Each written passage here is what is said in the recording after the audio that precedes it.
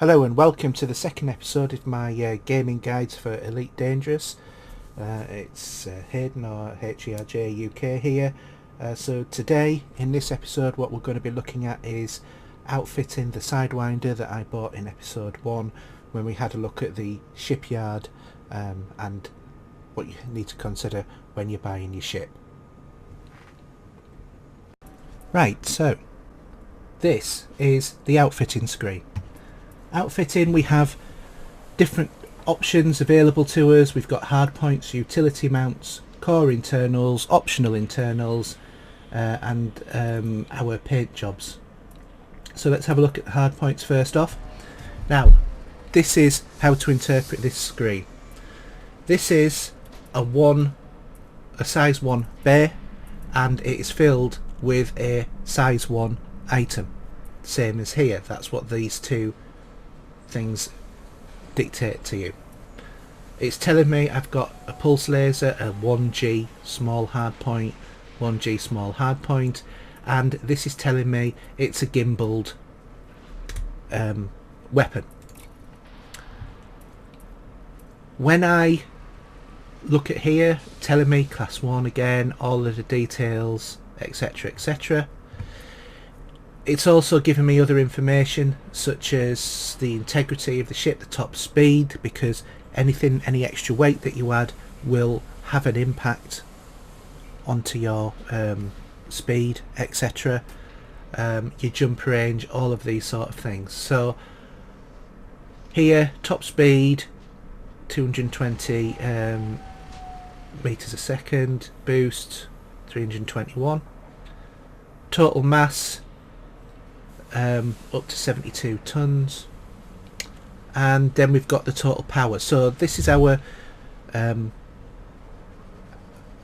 power plant in the ship, and it's telling me the difference between the different powers from retracted, which is using this amount of power constantly, or deployed, which is using this. Then we have the jump range, which is the minimum, current and maximum range. So, well, just short of 7 to 7 light years, just over 7 light years.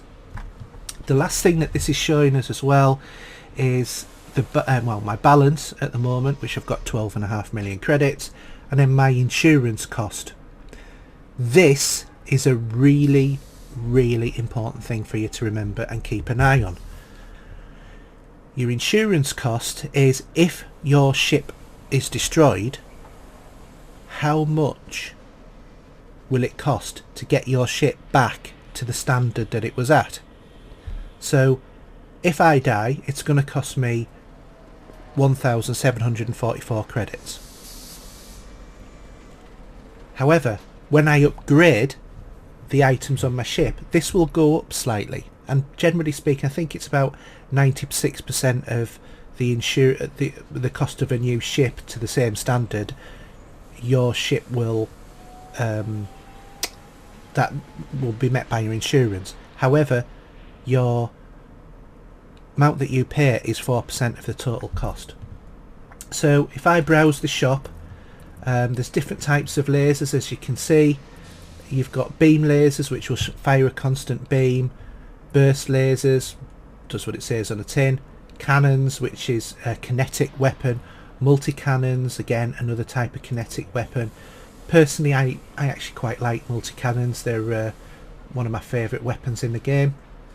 So I can get a better weapon. So here, what it's telling me is if it's going to the right and it's blue, it's probably a good thing. If it goes to the left and red, it means it's not as good as the weapon that I've already got in. The other thing as well is to look on here is this is a 1G weapon. This option to put in is a 1F. That is a more powerful weapon than that one. It goes backwards in the alphabet, effectively speaking. So an F is better than a G, an E is better than a D, an F, etc, etc, up until you get to A. So keep an eye out on this number down here, the 1744. If I buy this multi-cannon, it's going to cost me 2,900, because obviously I've already got a pulse laser on, so it's taking that off and putting this one on. So if I click on buy, we'll get a little animation of it disappearing. It'll close, wait a couple of seconds, and then it appears again. But this is my multi-cannon. So this is my insurance cost now. So it is different. If I go into my pulse laser here as well, I can change that, and I can have let's have a beam laser. So there's a few different options. Now you'll see here that we've got a 1E beam laser that's 37,000 credits, and it's gimbaled. Or this one, continuous, oh sorry, that one is fixed rather, this one is gimbaled, get it right. So personally, unless you're really good pilot, which I am not, I much prefer to actually have my weapons at least gimbaled, or preferably, as in this one, turreted. So this is a symbol for turreted, looks like a little cannon.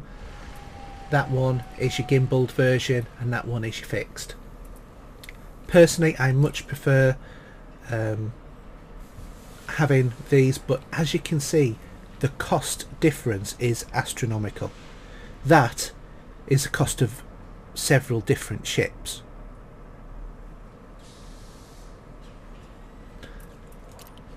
Or I can just stick with the gimbaled pulse laser. It's entirely up to me. Personally, I'm probably just going to go for a beam laser, because all I really want for this at the moment is just to give a couple of knockbacks to try and get ships out of my way while I'm running, because I'm not really interested in taking anyone on in a Sidewinder. So as you can see, the cost of rebuilding my ship is going up as well. Oops, go back to outfitting. Utility mounts, I've got no utility mounts at the moment, but the type of things I can put on here is a shield booster and a shaft launcher, rather.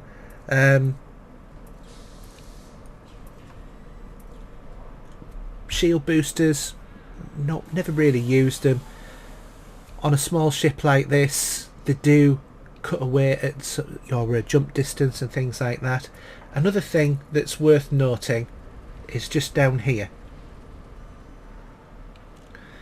and this red line here and here says the extra power drain by having that attached. So retracted, it's taking more power as it is deployed. So to be honest, I'm not going to bother. The shaft launchers, again, it's another one where you do actually spend ammunition, but again, I'm not going to do that. But these are quite useful for causing a little bit of problem with gimbaled and turreted devices. The only thing about these really is they do run out of your weapon, your ammunition, in which case they are then just dead weight on your ship, although you do have to fire them quite a lot. Next, let's have a look at the core internals. So I've got 1C lightweight alloys, and I've got a 2E power plant.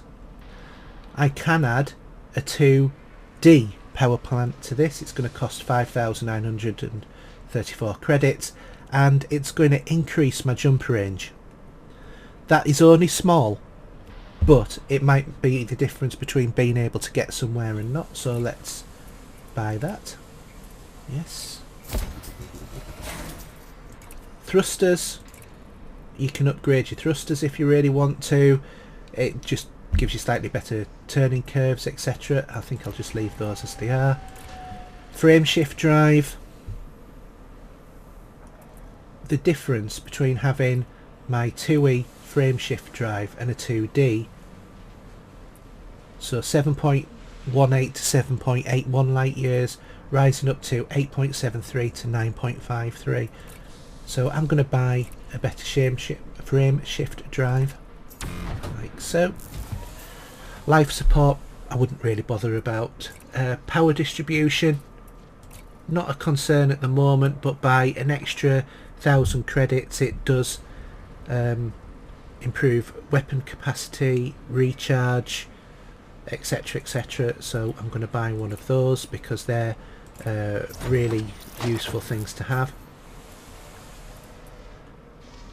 Your sensor suite, 1D or 1E, it does slightly increase your jump range, and that's because of its mass. This one is 36 ton, sorry, 1.3 tons. This one is 0.5 tons. So for 1,000 credits, let's get some of that jump range back. And your fuel tank. Not really much I can do about the fuel tank. It is as it is. Your optionals here, shield generator, which is fine. Cargo rack here, capacity of 4. Basic discovery scanner. I can have different types of scanner on here. Stellar body scanners. No options to upgrade here. I've got a free slot here, and then I've got my planetary approach suite. It says it's an 8-bay slot, but there's only a level 1 planetary approach suite attached to it. To be honest, on whatever ship that you get, it's always exactly the same, so I wouldn't worry too much about that. But I do have an empty internal compartment, so what I'm going to do is I'm going to use this one for a bit of star searching, and I'm going to go and look at some planets. So I'm going to use surface scanners. So this is massively expensive, really. 250,000 credits for a 1C surface scanner, and it's only an advanced stellar body scanner as well. But basically, with this piece of equipment, it just helps on your exploration for scanning planets. So I'm going to buy that.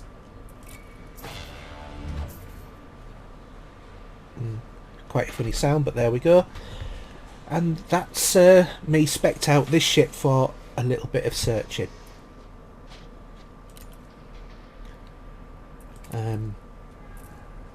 The library area, you can change the various different colour schemes of your ship. I've got a couple on here already. I can add different symbols. You get these as you go up through your ranks.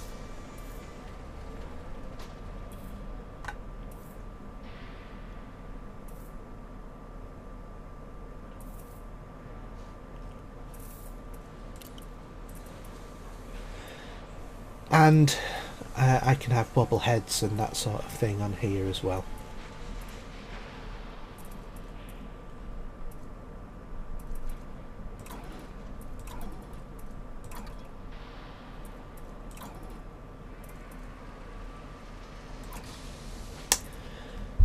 As it says here, it does say about buying in-game extras, which you can do if you've got the Elite Dangerous Commanders pack on Xbox One. You will also have quite a number of different paint jobs for several different of the earlier ships, but you will have to buy more if that's what you want to do. and you can buy things like spoilers for your ship if you want to, but they are merely cosmetic. They don't actually improve the game in any way, shape or form.